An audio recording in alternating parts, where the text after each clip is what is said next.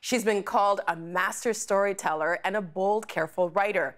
Claire Messud is also noted for delving into the inner lives of what some people call difficult women. Her previous novels include The Emperor's Children and The Woman Upstairs, and we're very pleased that her latest book, The Burning Girl, brings her to our studio tonight. Welcome, Claire. Thanks, Nick. It's a pleasure to meet you. It's a pleasure to meet you, too. To start our conversation, I just wanted to read a passage from the book. I had other friends, but I'd lost the friend I loved best and had loved without thinking for as long as I could remember, and it seemed absolutely essential not to appear to care. And that's Julia, and she's talking about her friend Cassie. Where did the idea for this book come from? Well, I think any book comes from all sorts of different ideas coming together, but the short answer would be that we have teenage kids and nieces and nephews. Mm-hmm. And so for the past 7 or 8 years have lived, our daughter's 16, but our niece is 19. So for some time we've lived in teenage land, which has been very educational to live again those experiences from a different perspective, and also to find my own memories flooding back. Well, you say educational. In what sense? Well, I think you have, I mean, as a parent, you have such a different perspective.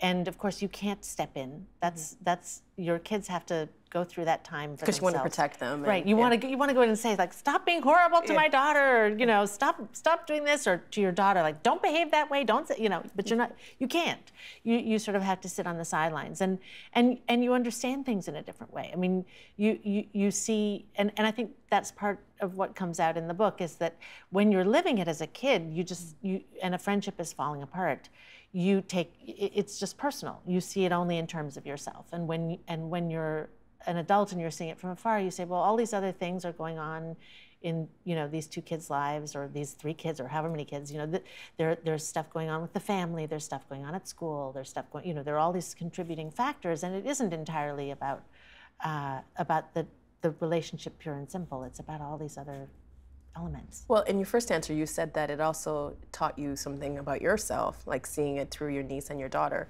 What did you learn about yourself through this process of writing the book? Well, in a way, it was something I wanted to write about and had wanted to write about long before. For sort of 15, 20 years, there was an experience when I was young that I think affected my understanding of myself, but also of stories. And I was a kid in Australia, and then we moved to Canada when I was 9. And I kept in touch, as you did in those days. I kept in touch with my friends by writing letters. Oh. Right? We were pen pals, yes, you know. Yeah. And so I had 3 or 4 friends from my class who I kept in touch with. Mm. And when we were teenagers, some years later, I had letters from all of them about the story of something that had happened to a girl in our class who ultimately, it was a series of events, and she died. And I was aware that, I mean, it haunted me for all sorts of reasons. And one of them was that it was like the Gospels or something. I had these accounts, but in those days you didn't pick up the phone, and I wouldn't ever have picked up the phone. But I just had these different little snippets of what had happened, and then I had to make up in my head a story that made sense to me, you know, in order to try to understand what had happened. And I never really knew, and I was aware that I never knew, but that I had made up a story to make sense. And so one of the things that writing this book was about for me is about the ways in which, even when we think we know stories, we don't really know. We don't really know, and we're filling in gaps that we have to fill with our imaginations. Why is it for a woman a loss of a friend can be as powerful as losing a romantic partner? Well, I think, again, there are lots of different answers depending on the moment in life. I certainly think girls' friendships at that stage, in adolescence, are for many of us our first passions. They're not necessarily, I mean, for some people they are, but for many of us they're not physical, they're not sexual relationships. But the intensity of emotion is very great, and it is almost it's almost like a training, if you will, about boundaries and loss and suffering that prepares us for romantic relationships. And it feels like I know from my own personal relationships, there you could actually find out what's happening by just having a conversation. But there's kind of like, maybe we're afraid of confrontation. Why do you think that barrier exists to just ask? To asking, well, I think sometimes, as you say, there's a fear of confrontation. I think sometimes there's a fear of hearing something that you can't contend with. But I also think, especially when we're young, people, but as adults too, people don't necessarily have an answer. And I remember when I was a kid in middle school here, in Toronto. In Toronto, and I had a friend who one day just stopped speaking to me, and when I asked her why, she said, "You know why." The terrible words, "You know why," and I had no idea why. And eventually, some days later, it came through the grapevine, one friend to another friend to tell me, she doesn't like you because you pout, which I mean, that was the only explanation I ever got, and I never understood. Well, you write about the end of female friendships, about betrayal in your previous novel, The Woman Upstairs. Is it the same when you experience this as an adult, as opposed to when you're a young girl? Well, I think different stages of life, things are different, but the intensity, in the emotion novel, is the same. The emotion is the same. Well, I mean, in a way, when I say that adolescent period teaches us some things, I think one of the things that we learn over time, often, not everybody, but many of us, learn to be warier, learn to have boundaries, learn not to throw ourselves, not to throw ourselves so entirely into a relationship. In my earlier novel, The Woman Upstairs, which is about a friendship between women in midlife, the protagonist Nora does throw herself with a sort of adolescent abandon into a relationship, and in that instance, it's not that her friend Serena isn't fond of her, but it's an unequal... Because she's got boundaries, I suppose. Right. But in a way, I kind of feel as if when we lose that, we lose an innocence. Yes. Yes. And we become harder. Yes. Yes. And I mean, I think for me, writing this book, I was thinking about the passage from childhood to adulthood, and the ways in which, as children, part of our innocence is that we take what we're given, and we don't ask questions, and we don't analyze. And we give. And we give. We sort of throw ourselves into things, heart and soul, and then through those teenage years, the world intrudes. You become self-conscious. You look up. You look around. You become aware of your school, of your community, of the broader society, of what expectations are, of what people expect of you for the future. You start to compare. When my daughter was in middle school, I realized at one point, because of things she was saying, that she could provide, at a moment's notice, there were 60 kids in her class, and she could rank them in popularity from 1 to 60 without thinking about it. It was just a taxonomy in her head. That was right there for her. And she had all these rules. You could speak to somebody who was sort of 10 or 15 points above you, but not if they were hanging out with somebody who was 10 points above them. She had all these tacit rules for how the world worked, which 2 years before she wouldn't have had. And the relationship between Julia and Cassie, as they move from childhood to adolescence, it felt like the relationship changed, but that was also what anchored both of the characters, I thought. That their relationship did, yes. Well, I think, it's how you understand yourself when you have a best friend. I remember when I was little, there were some years when I didn't have a best friend, and then when I had a best friend, I felt sort of the world was in balance, that things made sense. And when that changes, and in the book there are sort of various reasons why, but there's, among other things, another girl comes to the school, right? There's the triangle. The trifecta, right? Always being a dangerous, 3 is a dangerous number. But when that changes, your whole sense of yourself is suddenly thrown off balance, and you have to find a way through, you have to find a new stability. Well, you spent some time with Ruth Franklin from the New York Times Magazine, and I'd like to read a passage from that article. She writes, "Though The Woman Upstairs and The Emperor's Children were of a rare breed, literary novels that made the bestseller list, Messud's books have tended to attract less critical attention than others with that distinction. The reason for this, perhaps, is her preoccupation with precisely the stories that tend to be most invisible, those of unorthodox women and their relationships with one another, as daughters, sisters, best friends. Long before the recent success of Elena Ferrante's Neapolitan tetralogy, which tells of the complex, often vexed, lifelong friends between two women, Messud was narrating these stories with an unusual intensity and quietly making a case for women's interiority as a subject worthy of the most serious examination. Why do you think the exploration of female friendship in literature has often been overlooked? You know, when I was setting out to write this book, I was aware there's nothing more reviled than a teen girl drama, right? I mean, we think of it as kind of the lowest, you know, the most ordinary story, the most uninteresting story, and there are lots of reasons for that. I mean, we all know that girl children will read stories with boy protagonists or girl protagonists, but boy children will only read stories with boy protagonists, right? So from very early, we are acculturated to understand that boys' stories about boys are more important, and that's not conscious. I don't think it's something.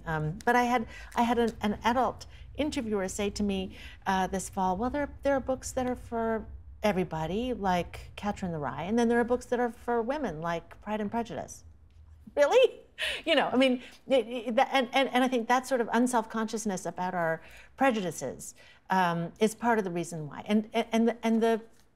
It's not that the stories don't exist. I mean, if you think about Alice Munro's Lives of Girls and Women, or you know, her early stories have lots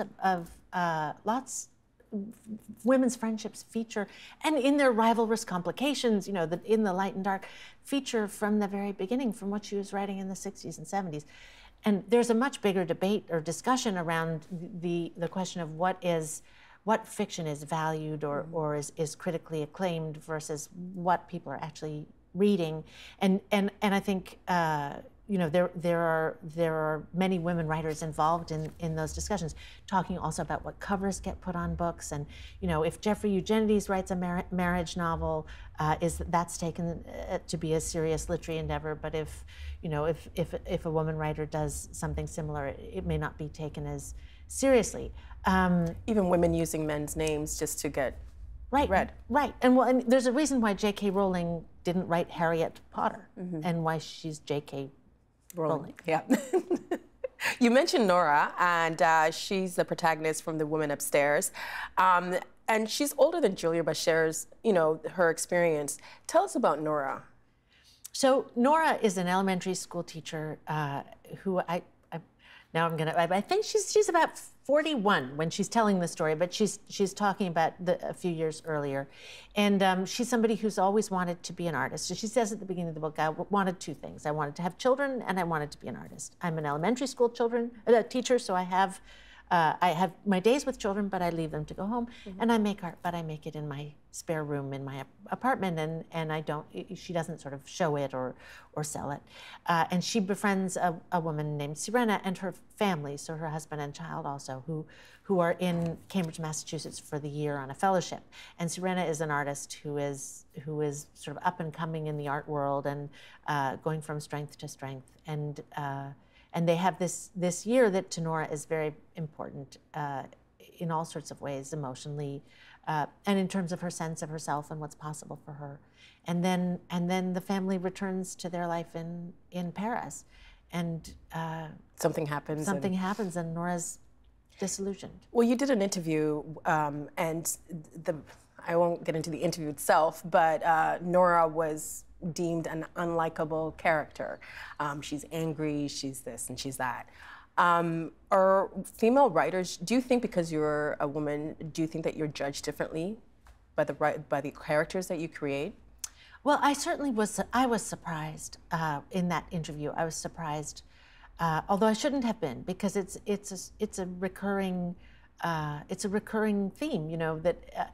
But I think there are various elements. I would say one of them is that in Europe, say, there's a lot more. There's just people are less nice.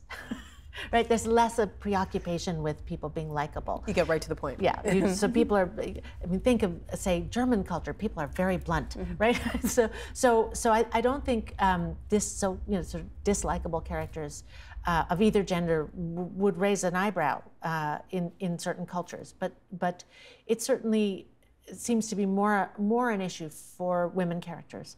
And I think that's because across the board in our culture, it's not, women are the sort of the people who ease and accommodate and make everything pass smoothly, you know, social graces. I mean, that's a vestigial sense, a sort of 19th century sense of what a woman's obligation is, but I think it's still part of our understanding today. And so the idea that women aren't comfortable seeing themselves portrayed, seeing people of their gender portrayed, warts and all. And if someone's angry, I mean, I'm sure there's a lot of people, anger is just a common emotion. What's wrong with being an angry woman? I think it's threatening. I think it makes people feel very uncomfortable. I think it's, you know, I'm reminded when I was reading, I was working on this, The Woman Upstairs. We were in Germany for a time, and I gave a reading, and a gentleman came up to me afterwards who was a professor, and he told me the story of that when he was a child, he never saw his mother angry, but that at the weekends, on Saturday mornings, he and his brothers and his father would sit at the breakfast table, and their mother would go upstairs to clean the house, and they would hear her cursing at the top of her lungs for the whole time she was cleaning, and then she would come back down smiling as if it had, you know, as if it had never happened, and they would all pretend they hadn't heard, because she wasn't going to show anger in front of them. How have the women in your life impacted your writing? Oh, I think immediately of my mother, who was a huge reader and put books in front of me and put books in my hands from very early. And she wanted to be a lawyer, right? She did. She wanted to be a lawyer. She was also, she felt her vocation was to be a lawyer, and her avocation was to be a reader and writer. And you know, we lived with piles of books in every room, and she, because of her, I read an entire canon of women writers that I didn't realize was like the gender studies curriculum, you know, but those were the books that she loved. And you know, Virago Press, the British press that Carmen Khalil founded, was just starting in the 70s. And my mother must have had a subscription, and all of these amazing reissued 20th century women's classics came into the house, and she'd read them, and then she'd hand them to us, and we'd read them. And so we thought that's what everybody read. But you've also said that your mother is also the reason why you have not learned how to cook. Although you seem to cook a lot more things than I can cook. I can't cook many things. Scrambled eggs, salad. I make salads. You can make chocolate chip cookies, which I've been trying to make for a long time. Well, it says on the packet how. On the chocolate chip packet, it'll tell you how. Just add water. In a New York Times magazine profile, you told this story about your aunt. Can you tell us about her? So my aunt, who was my father's sister, and she was French. My father was French, and she never married. And she was a devout Catholic. She spent a lot of time, much of her life, taking care of my grandparents until their deaths. But her own affective life, like her own sort of love life, if you will, was mysterious to us to the point of we believed it didn't exist. And then when she was still alive, which she is no longer, it was initially my sister, I think, who found in our grandparents' apartment, found this diary that she had kept, in which she was recorded over a decade of having a sort of secret, one-sided love affair with her close friend's brother, who she would write of going on dates with other men and thinking, but I couldn't, you know, he couldn't possibly measure up to this other love. The man she was in love with was married and lived on a different continent. He lived in Latin America, and it was very moving and also fascinating. I mean, the idea, it seemed an extreme version of something that we all do. Which is what? Which is that our lives, our lives are really inside. Our lives are our interior lives, much more than what people see. And you know, earlier in our conversation, we make up, we take these points in fact, and then we build a web, and the web is somewhat of our own imagining, and some people stick a little closer to the, you know, to the script, to the facts that they know to be true. In my aunt's case, she would be having, you know, she would be seeing this guy twice a year, 3 times a year, never on her own, with her friend, and, you know, having dinner. And from that, she built an entire fantasy life that sustained her, and sustained her in a life that was in some ways difficult. I mean, she was largely with her parents and an older generation taking care of them. She had this inner life that was like a novel. I'd like to read another passage from the book. Sometimes I felt that growing up and being a girl was about learning to be afraid. Not paranoid exactly, but always alert and aware, like checking out the exits in the movie theater or the fire escape in a hotel. You came to know in a way you hadn't as a kid that the body you inhabited was vulnerable, imperfectly fortified. Is this a universal feeling? For girls, I think some version of it is. I think in our culture, I think that you can choose as a girl to disregard the narratives that are pressed upon you by the culture, but you can't not be aware of them. And they are narratives of fear. I mean, whether it's on the news, whether it's in film, in police dramas, in novels, I mean, the violence against girls and women is endemic. It's everywhere, and there is and it is about the vulnerability of the female body. How do you talk to your children about that? Because, you know, it felt as if that, not the fear, but the knowledge of what could happen was also a character in the book. Mm-hmm. So how do you teach your children about that without, I guess, making them afraid to leave the house? Right. I'm still, because the other question is, how real is that fear? I mean, it's like it's like in the United States right now. The administration likes to create a lot of fear around immigrants, right? Mm-hmm. Is that a rational fear? Statistics about crime would suggest no, right? Mm-hmm. But the fear and the reality. But for girls, though, it's just the stats are there. Yes, although strictly speaking, I mean, there is violence, but strictly speaking, you know, I think actually girls are safer than they have historically been. You know, young women are safer than they have been. So it is a balance, and I feel I'm always trying to strike that. And I'm aware that because I tend to be more at the sort of, I'm more at the anxious end of life, you know, and I worry that I impart more anxiety to my kids than I would wish for them ideally to have. I have a friend who, you know, that's why I say you can just not, I have a friend, she is actually very religious, and I always think she just thinks she's in God's hands. Mm-hmm. She bikes around, you know, sketchy neighborhoods at 3 in the morning, and she doesn't worry about it. I would not encourage my daughter to do that. How do you think that changes somebody, having that awareness of knowing that there is that possibility? You know, I think it changes all of us, and it's one of the things.